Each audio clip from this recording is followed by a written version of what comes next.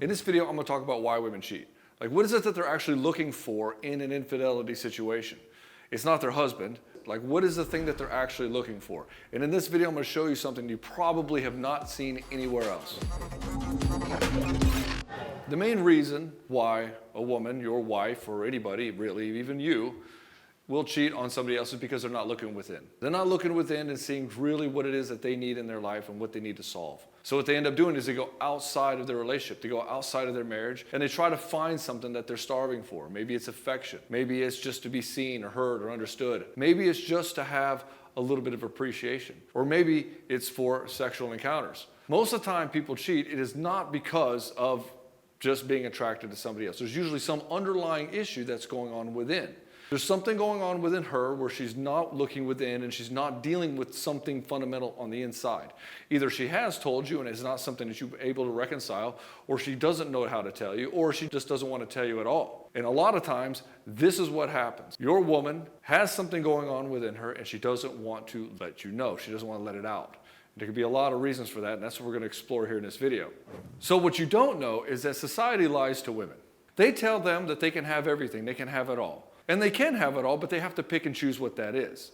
Now, for instance, they'll say, hey, why don't you go have a career? Why don't you go out there and produce? Why don't you go out there and make a lot of money so you don't need no man?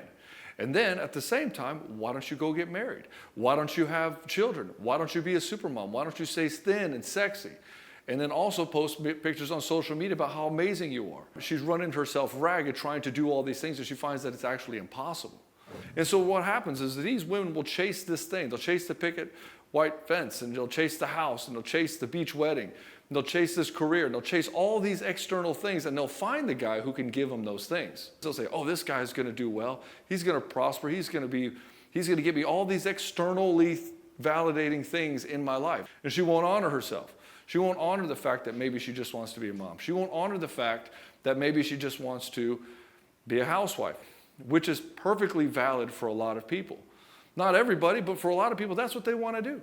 Maybe they don't want to produce, but they've been told that they need to produce, that they should outproduce their husbands so that they don't have to worry about a man taking care of them or a man taking advantage of them. And so it kills this whole concept of trust.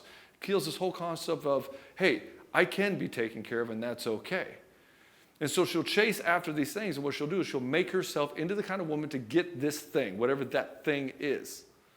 And then before you know it, she might get 3 kids in, the career and the guy, and she realizes that she doesn't even really like this guy.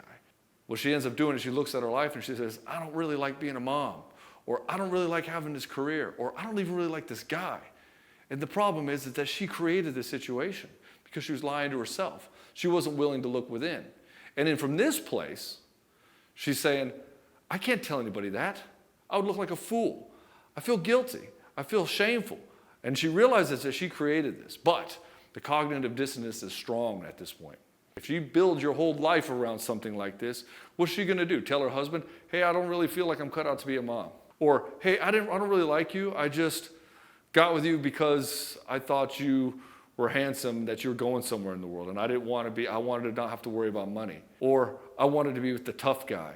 Or any number of things like this. And so when she gets this, and she gets the house, and she gets the white picket fence, and the guy, and the children, and the beach wedding, and she realizes that she's not happy anymore, she's like, I've got everything that I've chased after, but I'm still not happy. What's going on here? What's happening? And then maybe she goes through all this, and she realizes that just her life isn't working for her anymore. She's like, I got to do something different. I got to do something different, or I'll regret not having what I really want in this life.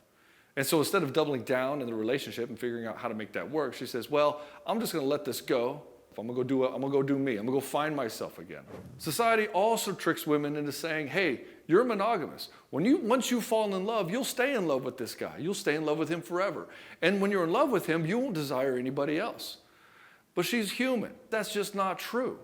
She's going to get attracted to other people. That's going to happen. So when she gets into a situation where she's attracted to another guy and they start having conversations, then she goes to her husband and she's like, I don't know if I love this guy anymore because I'm not attracted to him. These two things are intertwined. But there's a difference between love and a difference between lust. Lust is that thing that you want to be with that person. It makes you want to copulate with them, to bond with them. The love is a choice. Love is a field of energy which you choose to reside in. I can say, if I want a good outcome for you, I'm going to do these things. It doesn't matter what I think about it. That's what you require. And so that would be more of a field of love. Whereas lust is the feelings, it's the horniness, it's the lust. And so this happens all the time with guys in a program. He says, that's like the most common complaint. She always says, I love you, but I'm not in love with you. And I'm like, okay, that means she cares about you as a person. She just doesn't want to have sex with you. She's not attracted to you anymore. And so the attraction, when the attraction's gone, she says, well, the relationship doesn't work anymore. But the thing is, attraction is cheap. You can be attracted to people all day long. All it takes is somebody to approach you and talk to you in a certain way, or a good look or whatever, and you're going to be attracted to that. That's your normal biology. That's how you're built. And so attraction, not only is it cheap, but it can also be created with the person that you're with. You can create attraction with your wife. Your wife can create attraction with you. How do I know?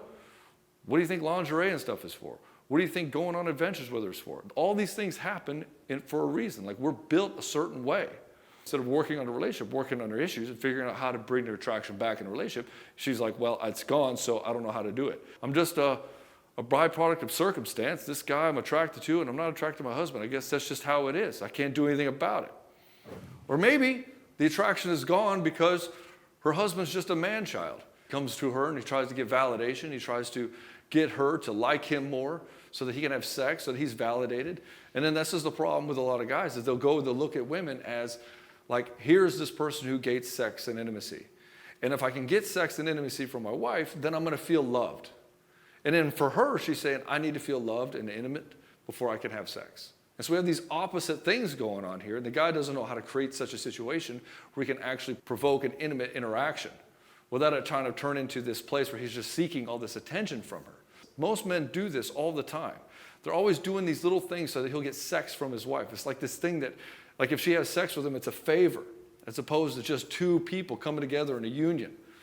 And so when he's trying to get that validation, that approval from his wife all the time, that he's a good man, it makes him look weak in her eyes. Because men should not be getting approval from their wives. Little boys get approval from their moms. This situation where he can't lead the relationship, her attraction for him is going to just start to diminish. And when her attraction starts to diminish in a relationship, it's like, that's like the thing that brought you together, right? You got together because you're attracted to each other. You had a lot of common interests. Sure, that's your friendship portion. And you also had fun. That's the whole point of being in a relationship. You're not in a relationship to work on hard shit together. You got together because it was fun. You got together because you were attracted to each other. And those things go away. You stop being attracted to each other, stop having fun together. Of course, you're going to be wondering, like, why am I with this person? Another one is resentment from unmet expectations. In other words, when you came together in a marriage, there were some sort of expectations that you had for each other. You expected her to be a certain way, and she expected you to be a certain way, and maybe that changed, or maybe you just never did it. And you were both hoping that that would be different. Or maybe they're just too afraid to express what they actually need in the relationship. And so these unmet expectations never get resolved, and then the resentment kicks in. Eventually, that resentment will turn into contempt. And this is where you get those comments like, yeah, whatever, you never do it anyway. And they start holding you in contempt. Or you hold her in contempt. And this is what will just completely dismantle the relationship. We have to unapologetically state what we need and what we want in our relationship, so that the person on the other end can now respond in kind. Either they can give it to you, they can say, yeah, I'm not going to do that, and you can break up earlier on instead of getting married and having 3 kids and a mortgage and everything else. And the last one, when you're not getting what you need in a relationship for a long time, you start starving for something. You start thirsting for it. Then you become like this beggar in the desert. And then it doesn't matter. Even in the desert, drinking your own piss starts to look good. And so when you get into a situation where you're not getting your needs met for long enough, you will go out of integrity to get them. And I don't care who you are. You may think that that's not going to happen to you, but you get into a situation long enough. And then you get into a temptation that gives you what you've been starving for so long, you're going to be tempted. Which means that if you're not strong enough to remedy a situation before, how are you going to be strong enough to stop the temptation now? It's not going to happen. And so you get yourself into a place where you're going to cheat, or she gets herself into a place where she's going to cheat because we didn't resolve these issues earlier on. All right, brother, there was a bunch of ways on why your woman would cheat on you. Hopefully this has been enlightening for you. In fact, this is the majority of the reasons why all relationships fall apart. If yours is going through something like this, obviously, you're going to have to do something to remedy any of those situations. And if you like this video, go ahead and hit the like button below. And if you want to see more, consider subscribing. And I'll talk to you in the next one.